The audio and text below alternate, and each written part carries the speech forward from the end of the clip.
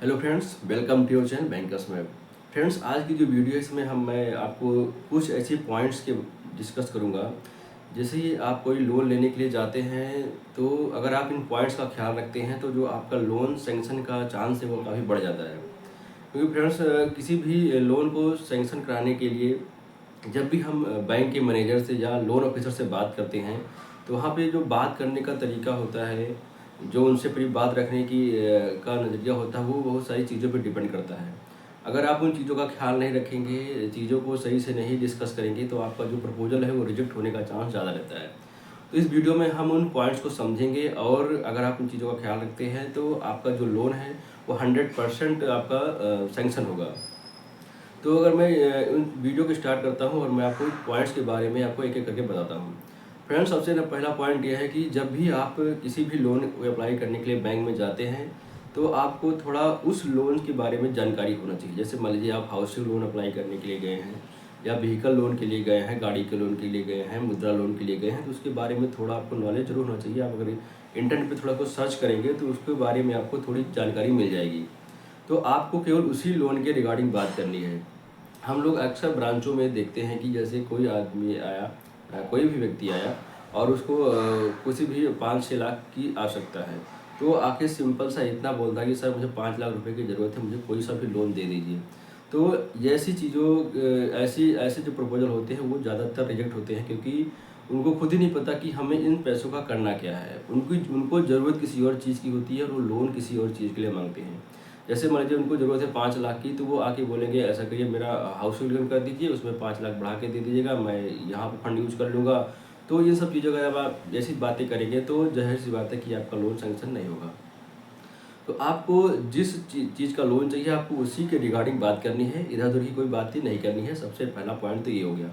आप जब भी जाएँ लोन के लिए बात करें तो आप अपने प्रोजेक्ट को लेके बिल्कुल जेन्युइन रहें। ऐसा नहीं कि आपने आज एक प्रोजेक्ट डिस्कस किया कि सर मुझे इस चीज़ का लोन चाहिए, ये मेरा प्लान है, मैं ऐसे-ऐसे चीज़ें करूँगा, और आपका प्रोजेक्ट उन्हें अच्छा लगा और उन्होंने सोचा कि ठीक है आपका हम लोन करते हैं, और आप 2-4 दिन बाद आए और अपने अपना प्रोजेक्ट चेंज कर दिया, तो इस केस में भी बैंक मैनेजर को लगता है कि ये रिलायबल बंदा नहीं है, ये रिलायबल आदमी नहीं है, ये चीज़ों को अपना घुमा फिरा के कर रहा है, तो उस केस में भी आपका लोन सैंक्शन होने का चांस नहीं रहता। इसलिए अपने प्रोजेक्ट को लेकर बिल्कुल जेन्युइन रहिए।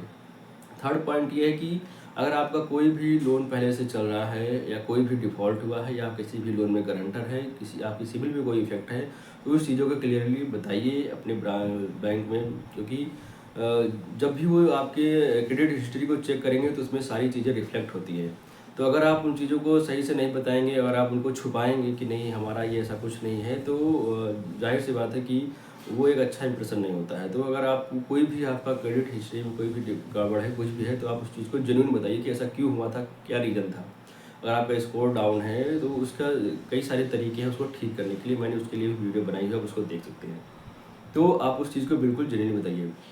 थर्ड पॉइंट ये है कि जब भी आप लोन के लिए आप जाएँ, कोई भी प्रोजेक्ट डिस्कस करें तो उनको ये बिल्कुल लगना चाहिए कि ये प्रोजेक्ट बिल्कुल जेन्युइन है। ऐसा नहीं कि आप घुमा-फिरा के चीज़ें पेश करें और उनको ये लगने लगे कि उनका प्रोजेक्ट आपका जेन्युइन है। और सबसे बड़ी पॉइंट ये है कि जब भी आप लोन के लिए अप्लाई करते हैं तो जो बैंक के ऑफिसर होते हैं आपके यहाँ विज़िट पे जाते हैं। तो ऐसा नहीं कि आप उनको बोलिए कि सर विज़िट मत करिए, ऐसे लोन कर दीजिए। अगर आप विज़िट के लिए मना करते हैं, प्री सैंक्शन विज़िट जो भी लोन की होती है, तो उसके लिए बिल्कुल कोऑपरेट करिए। बैंक के एम्प्लॉय के साथ बिल्कुल सारी चीज़ों को दिखाइए, उन्हें ले जाके समझाइए कि हम ऐसा-ऐसा हमारा प्लान है, ऐसे-ऐसे चीज़ें हम करेंगे। तो अगर आप ऐसी चीज़ों को आप उनके साथ में बिल्कुल सहयोग करेंगे तो बिल्कुल आपका प्रोजेक्ट वो सैंक्शन करेंगे और लोन आपका ज़रूर अप्रूव होगा। तो फ्रेंड्स, ये कुछ पॉइंट्स हैं जिनको आप ध्यान में रख सकते हैं अगर आप लोन के लिए अप्लाई करते हैं तो। क्योंकि जब भी हम लोन के लिए अप्लाई करने जाते हैं तो हम लोग माइनर गलतियाँ करते हैं, जिससे छोटी-छोटी गलतियों की वजह से हमारा लोन सैंक्शन नहीं होता। तो इन चीज़ों को आप बिल्कुल ध्यान में रखिए और आपका लोन जो भी है वो अप्रूव ज़रूर होगा। अगर आपका कोई भी डाउट हो, कोई भी कभी कोई मन में शंका हो, कोई क्वेश्चन हो, तो इसमें कमेंट बॉक्स में पूछिएगा। मैं उसका ज़रूर आपको रिप्लाई दूँगा कि आप ऐसा क्या कर सकते हैं जिससे आपका कहीं प्रपोज़ल अटका हुआ है तो आपका प्रपोज़ल आपका निकल जाए और आपका भी लोन सैंक्शन हो जाए। आपका जो भी गोल है आप उसे पूरा करें, अपने गोल को अपना अचीव करिए, खूब तरक्की करिए। यही हम लोग की कामना रहती है। हम लोग भी बैंक में भी यही चाहते हैं कि अच्छे अच्छे लोन हो जो टाइमली वी पे हों, क्योंकि बैंक का मेन मुद्दा ये होता है कि जो भी आप लोन कराएं, जिस आदमी को भी हम लोग लोन दें, जिस व्यक्ति को लोन दें, उसकी जो किस्त है ईएमआई है वो टाइम पे आए। और वो टाइम पे तभी आएगी जब सारी चीज़ें बिल्कुल सुनिश्चित रहती हैं कि जो भी आपका लोन का पैसा है वो सही जगह लग रहा है। अगर आपने मान लीजिए 10 लाख का लोन कराया, 5 लाख आपने बिजनेस में लगा दिया, 5 लाख कहीं और लगा दिया, लाइबिलिटी आपकी 10 लाख की है। तो अगर उस केस में अगर आप आपकी जो ईएमआई है वो आपको कहाँ पूरा करेंगे भर पाएंगे, क्योंकि 5 लाख आपने बिजनेस में लगाया है और आपकी लाइबिलिटी 10 लाख की है, 5 लाख आपने इधर उधर कहीं लगा दिया, तो आप उस लाइबिलिटी को पूरा नहीं कर पाएंगे, लोन ख़राब होने के चांसेस रहते हैं। तो सबसे बड़ा मेन पॉइंट ये भी है कि आप जिस चीज़ के लिए पैसा लें, आप वहीं पे उस चीज़ को उस पैसों को इन्वेस्ट करें, क्योंकि अगर आप पैसों का डाइवर्जन करेंगे तो आप ही बाद में नुकसान में फंसेंगे और आपका लोन ख़राब होगा।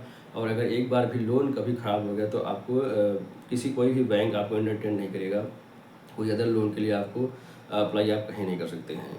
अब तो ऐसा हो गया कि अब छोटी-छोटी चीज़ें भी देखी जाती हैं, कभी किसी का कोई क्रेडिट कार्ड भी ख़राब होता है, कोई मान लीजिए किसी ने कोई फ़ोन ख़रीदा हो, अगर उसकी किस्त कोई बाउंस हो गई हो, ओवरड्यू रह गई हो, या आपने फ़ोन की किस्त ना भरी हो, वो आपका राइट ऑफ हो गया हो, तो उस केस में भी लोन नहीं मिल पाते हैं। बड़ी छोटी-छोटी चीज़ें देखी जाती हैं, लोग 8-10 हज़ार के फ़ोन की ईएमआई नहीं भरते हैं और उनका जो बड़ा-बड़ा प्रपोज़ल है वो अटक जाता है। तो आप इन चीज़ों को बिल्कुल मत करिए। ऐसे केस हुए हैं, मैंने देखे हैं, इसलिए मैं आपको बता रहा हूँ।